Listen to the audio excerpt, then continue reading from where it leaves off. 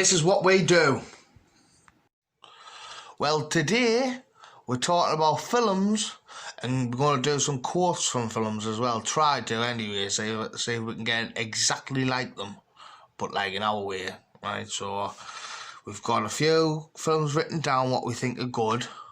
So firstly, Carl, what should we do first? Should we start with that? Because I have one. With Howard the Duck? Mm-hmm. Have you ever seen Howard the Duck? You might think it's that. Well, Howard Tony thinks that. I just think it's that. But we enjoyed it. Yeah, we enjoyed it. Right, so let's have a look. We'll start on Howard the Duck then.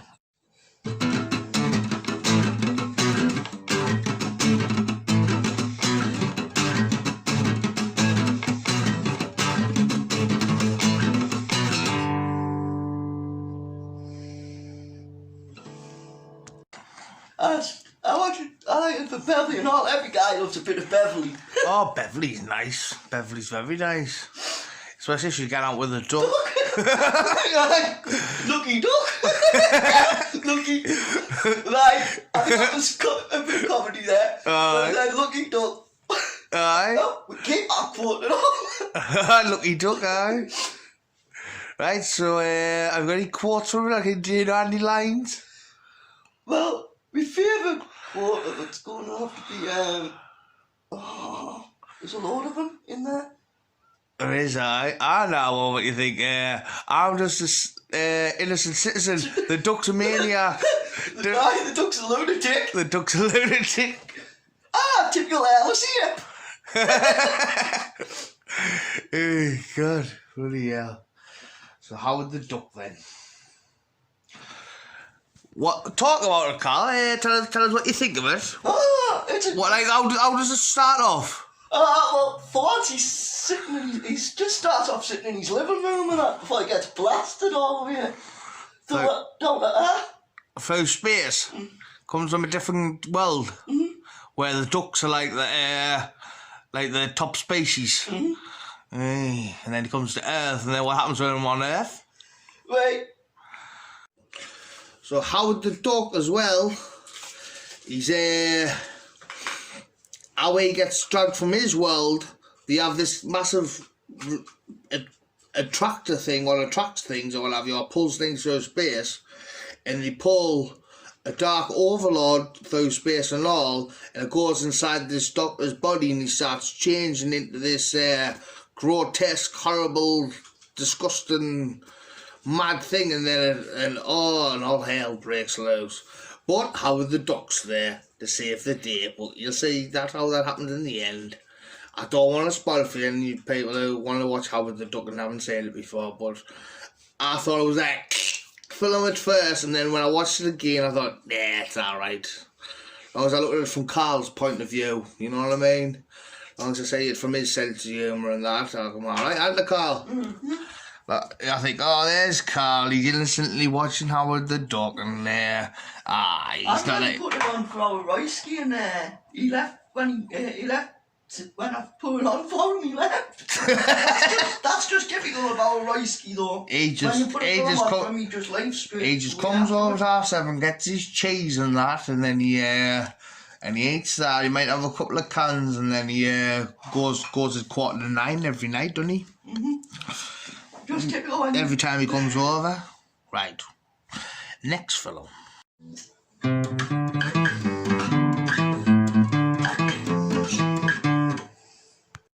Now, have you seen Benny and June? That's a good film with Johnny Depp in. I can't remember the name of the woman, but it's got Johnny Depp in. And he's called Salmon, isn't he? What's your favourite bit of Benny and June? It's Sam's quote. Well, me and June's bullshit. Me and June, because he's going out, because she's like a little bit like touched in the head. She's a bit she's got autism or something, but Johnny Depp can like connect with her because he's a bit eccentric in a way, and then he ends up falling in love with her. Then he tries to tell our big brother who's been looking after her all her life, and he went, bullshit. Bullshit, he couldn't believe it, and then he's like chucking Sam out and what have you, and then he ends up making friends with him, and then they end up going to try and find June, and then June ends up moving in with them, and he teaches her how to make toasties with an iron. Doesn't he? Ah, the iron bit's hilarious. I thought... And they're wondering what setting to put it on, Andy, for the iron, for the toast. But it's good film. And it's got, what they call it again? The Proclaimers is the main song. The Proclaimers. And I would walk 500 miles. That one, yeah. It's a good song, you know. Just put the story. That'll do, yeah. Bobby Davro go in the doing for comic relief. And so it go, and Peter Kay's going, Bobby Davro. It's mad.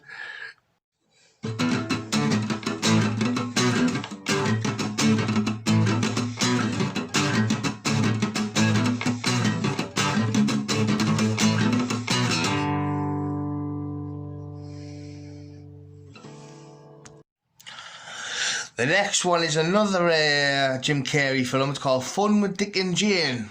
It's where he works. What does he work as? He works as a lawyer or some sort of that. He works in like a big. He's got a good job, anyways, in like a big company called Money. Well, no, I can't remember what it's called. Globodyne or something. Globodyne. Aye. Anyways, they get him to get in his next big job, but they've got loads of debt, so. The big boss guy who owns it all, he's still got all his money and that. He says he has to sell one of his houses, but he's probably got about 20. What's the funny bit on that, Carl? Oh, the funny bit about the kids trying to stop him from getting rid of the TV. Yeah, because he has to make money for his house. He ends up being in debt for what Globodyne tanking. He lives there, but he gets them all back. When they start robbing the bank and all, there go, looky, there go, but the others got arrested for it. They did, aye. But he comes back.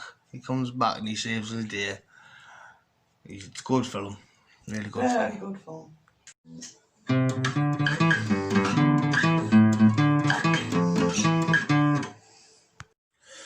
Now we're going to do a Christmas film, what we're seeing today, which is Jingle All the Way. Right, so that's got Arnie Schwarzenegger in it. Oh, what do you like out of that, Carl? When they were all chasing each other just for the doll. That was hilarious.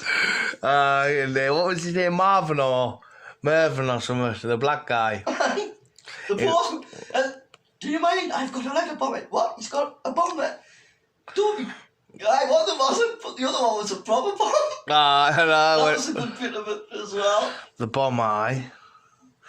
He's putting my star on my tree.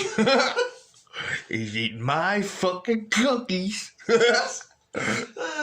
that bloke next door, the eligible bachelor.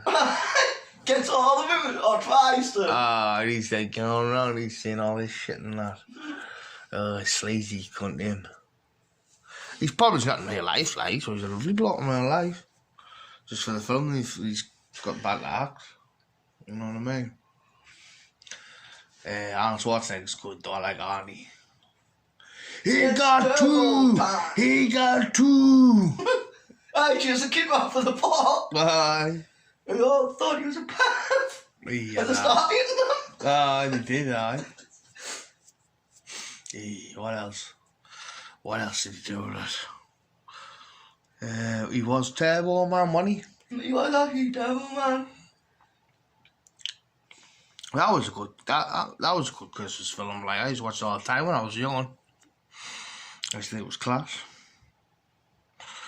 Jingle All the Way.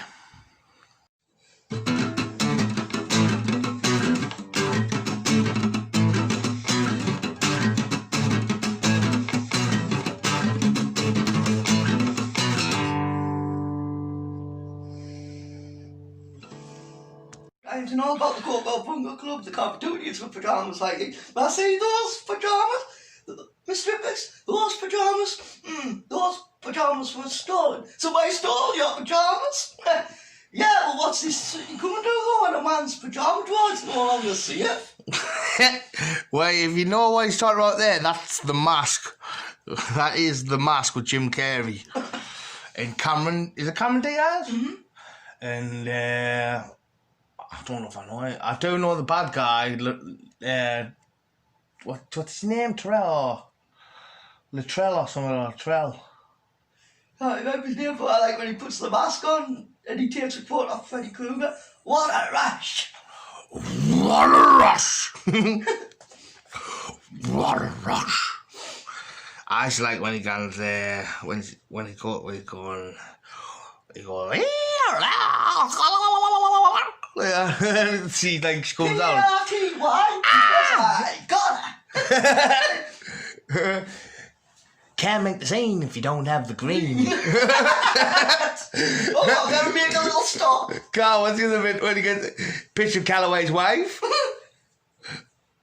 I thought you had a sense of humour. You married her. That's gonna hurt. It gets them all dancing then. As soon as I start dancing, then Doyle starts dancing. Calloway says, you start dancing, I'll blow your brains out. Yes, that's a funny film and all, The Mask. So go and get it.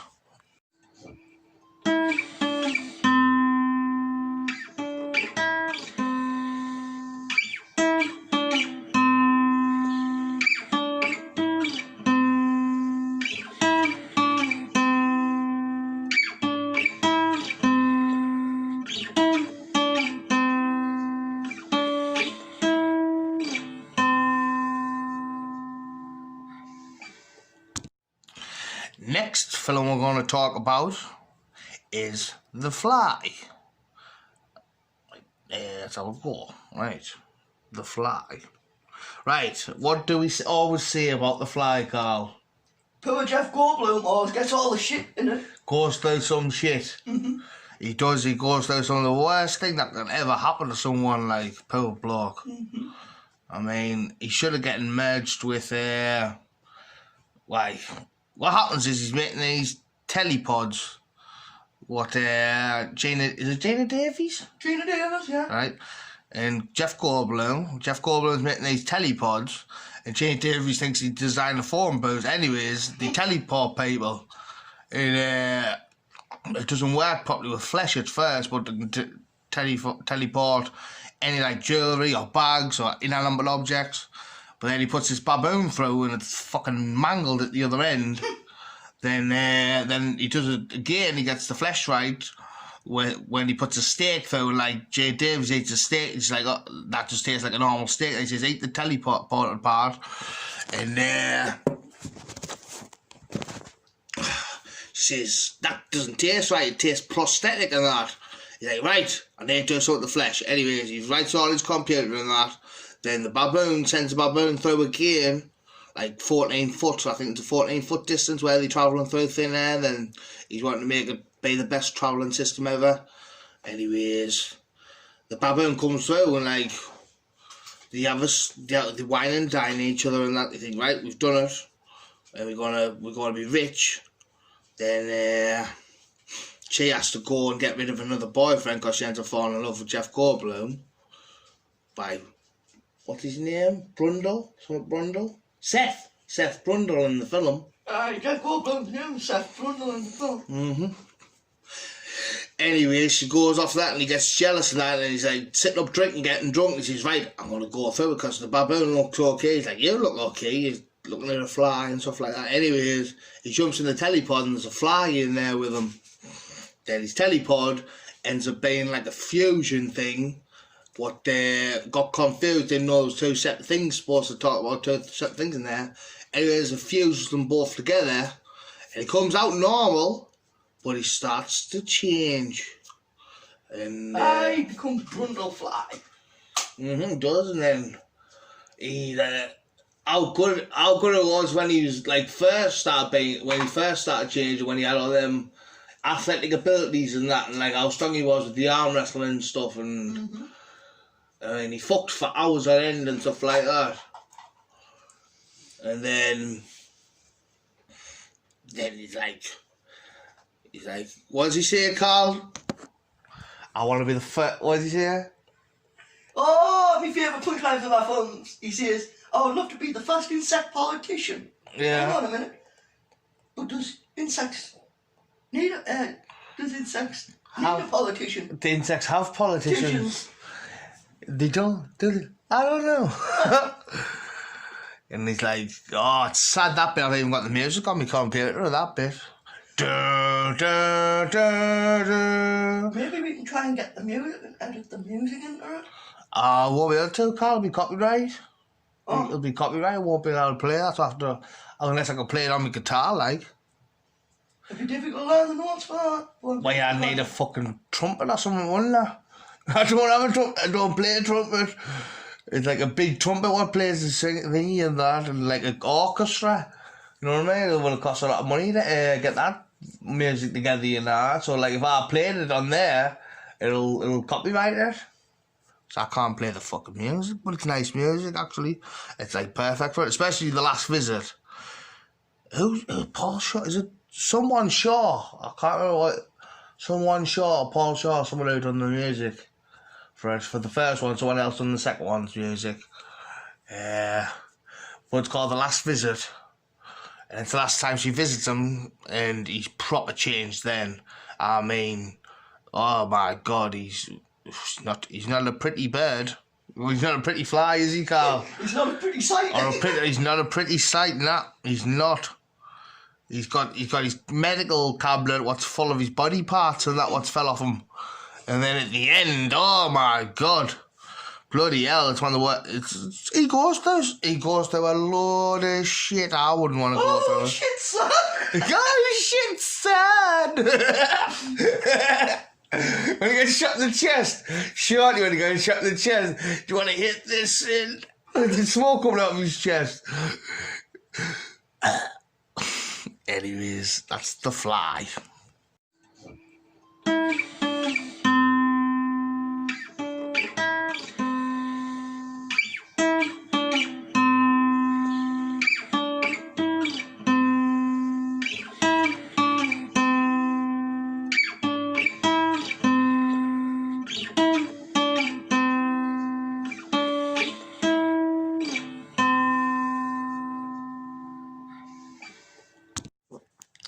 Quite a new film now.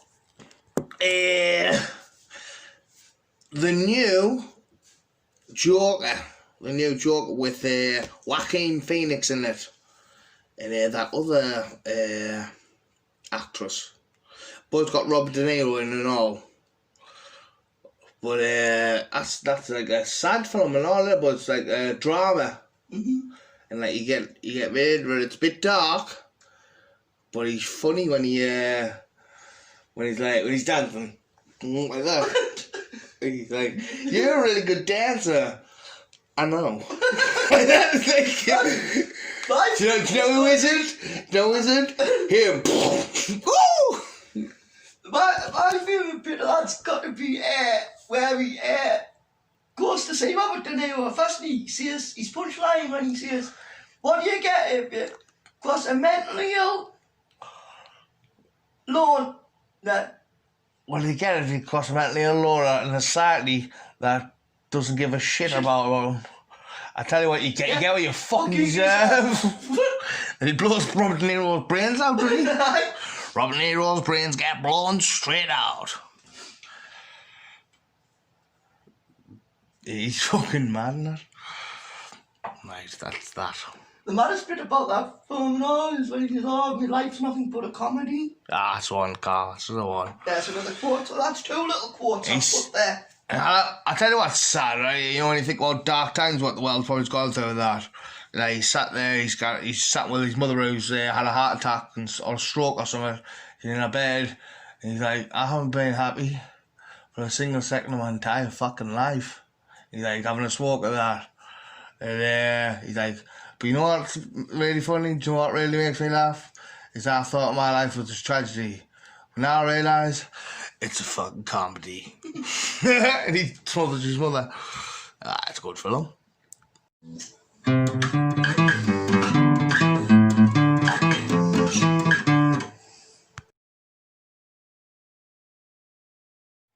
Right. I know we know Jonathan Ross and out like that, but this is our little goal there. But we haven't been able to do quotes for all of them yet, like, because like this is just like a quick sort of like pilot on what we're doing. You know what I mean? Like we've done one pilot, and I'm thinking, right, we'll do another pilot, and then. Pilot, are we flying in the plane here? Why it's just it's when you only make your first videos, you call it a pilot. CC. That's what you call it, aye. Anyways, Dark Shadows. It's good when I come knock on the door. He says, "Who's this infernal banging?" I like the other bloke before you opened up. All right, keep your panties on. I'll try. I tell you. What does he say again? He's sitting with all them hippies and that, and he's like, "Now all of you must die." What he's like, I can't remember what he says though. I tell you. He says so. We'll have to do a video where we actually acting like them, like doing acting parts. That'll be funny. That'll be further along the line. That. I know, we'll have to do some. We'll have to do some acting classes, Carl. So we can act the films out. Obviously not going to be as good as Johnny Depp on them because they're worth millions. But like, I'm sure I'll be able to do Gladiator. Oh, there's me over there. Right? So Dark Shadows, it's a good film. Johnny Depp, he's like a normal bloke who lives in the old times years ago. Anyways, this witch turns him into a vampire and then locks him in a box for 200 years. Then then it gets opened when people are trying to build a McDonald's on top of it. Then he kills all of them because he was really thirsty. He was thirsting for blood for 200 years. Then he goes back and he says he wants to be part of the family again in that house. And then it's like a dark comedy sort of thing with what's directed by Tim Burton. And why Johnny Depp always does Tim Burton films. But it's really good and it's worth a watch. It's not as good as the next film though, so this is my favourite film, what we're doing next.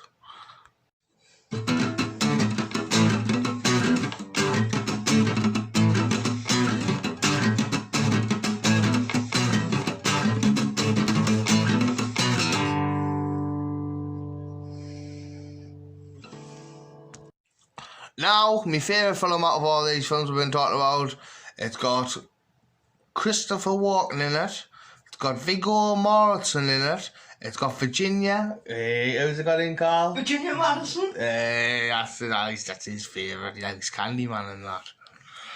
This is all we've been doing since the lockdown's been on, this COVID thing, is just sitting watching films.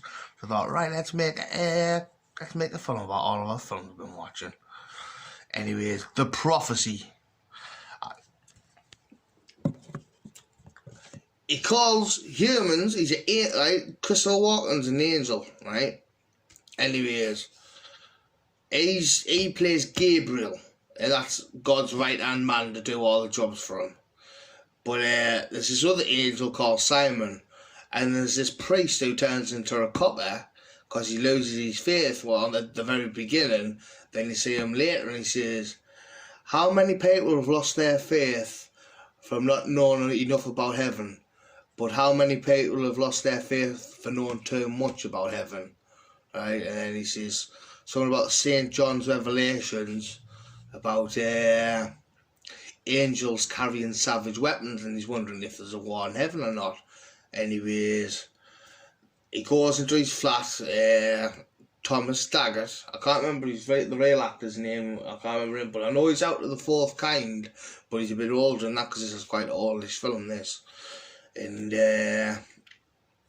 Simon's in there, and he's like sitting on top of the chair, balancing on top of the chair like that, like on the, that's mad.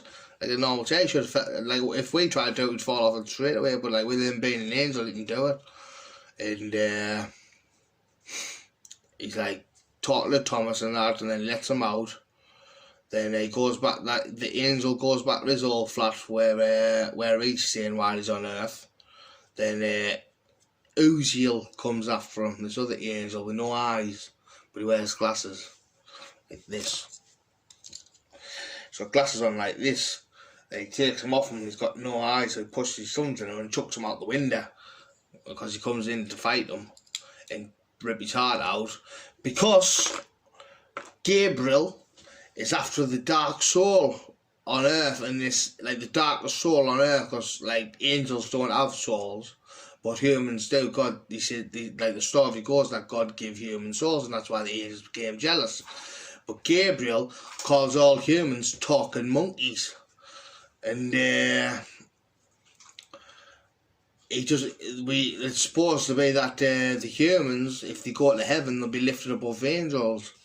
So Gabriel's not happy about it, and he wants there's a war in heaven. Anyways, I'll do a quote from that. I will not allow no talking monkey to take my place. I'll burn down heaven to stop it. That's how he's that bit. I will not allow. But the word. No one hears the word. No one.